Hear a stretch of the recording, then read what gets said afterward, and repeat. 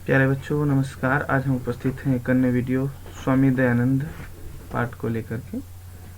और इसमें हम लोग इस पाठ से संबंधित सारे ऑब्जेक्टिव को करेंगे। तो चलिए बिना समय गवाए शुरू करते हैं, क्योंकि इस अध्याय से भी काफ़ी ज़्यादा प्रश्न आने के चांस रहते हैं। तो पहला प्रश्न है, आधुनिक भारत में समाज और शिक्षा के महान उद्धारक कौन है? तो स्वामी दयानंद। फिर अगला प्रश्न है, आर्य समाज की स्थापना किसने किया? तो स्वामी दयानंद ने किया। आर्य समाज की स्थापना स्वामी दयानंद ने किया था, यह प्रश्न आ जाता है।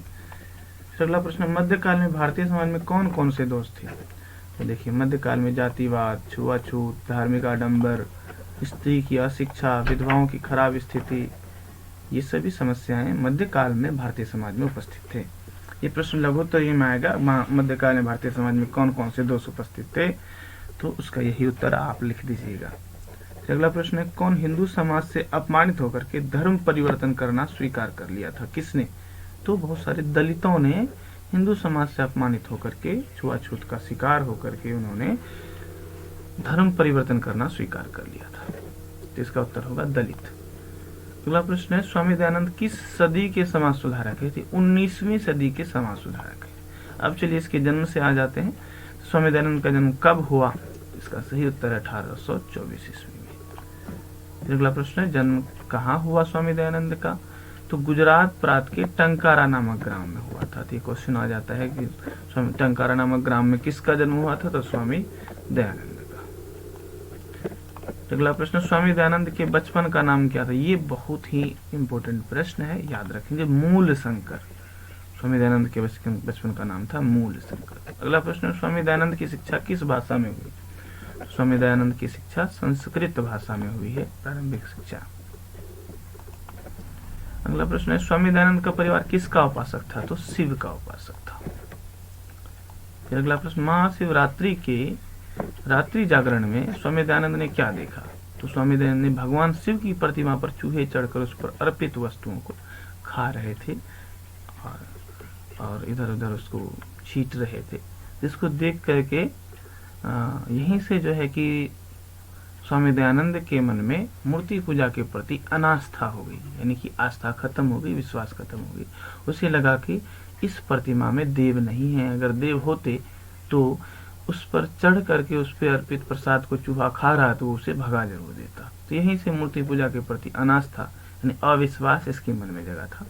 तो याद रखेंगे, शिवरात्रि के जागरण में जो है जिन्होंने देखा कि महाशिव शिव की प्रतिमा पर चढ़कर चूहा उस पर अर्पित वस्तु को खा रहे हैं। अगला प्रश्न है, कब से स्वामी दयानंद में मूर्ति पूजा के प्रति अनास्था जगी? तभी तुरंत मैंने बताया कि महाशिवरात्रि के रात्रि जागरण के पश्चात। अगला प्रश्न, स्वामी दयानंद की प्रिय बहन का निधन कब हुआ? तो इस घटना के 2 वर्ष के अंदर ही उसकी बहन का निधन हो गया। तो याद रखिएगा कितने वर्ष के अंदर? तो 2 वर्ष के अंदर। बहन का नाम का जिक्र नहीं हुआ है पाठ में, तो 2 वर्ष के भीतर ही रात्रि जागरण जो हुआ तो उसके 2 वर्ष के भीतर। अब किस घटना के पश्चात स्वामी दयानंद में वैराग भाव आया था? तो अपनी प्रिय बहन की मृत्यु के बाद उसके मन में वैराग भाव आ गया था। फिर अगला प्रश्न है, किससे उपदेशित होकर स्वामी दयानंद वैदिक धर्म और सत्य के प्रसार, यहाँ पर में होना चाहिए, मैं अपने जीवन को समर्पित कर दिया। तो यहाँ पर मैं होगा, मैं अपने जीवन को समर्पित कर दिया। तो अपने प्रज्ञा चक्षु गुरु जो नेत्रहीन गुरु थे विद्यानंद, इसी से उपदेशित होकर के उन्होंने वैदिक धर्म और सत्य के प्रसार में अपना जीवन अर्पित कर दिया। अगला प्रश्न, सत्यार्थ प्रकाश नामक ग्रंथ की रचना किसने की? तो सत्यार्थ प्रकाश नामक ग्रंथ की जो रचना है वो स्वामी दयानंद ने ही किया है और हिंदी भाषा में किया, ताकि सभी लोग आसानी से धर्म की शिक्षा ले सकें। फिर अगला प्रश्न है कि सत्यार्थ प्रकाश नामक ग्रंथ की भाषा क्या है या किस भाषा में लिखी गई है? तो ये सत्यार्थ प्रकाश जो है हिंदी भाषा में लिखी गई है, अभी हमने तुरंत बताया। अगला प्रश्न, आर्य समाज की स्थापना कब और कहाँ की गई थी? आपको जो प्रश्न पूछा जाएगा ये पूछा जाएगा कब की गई, या अगला प्रश्न होगा कहाँ की गई।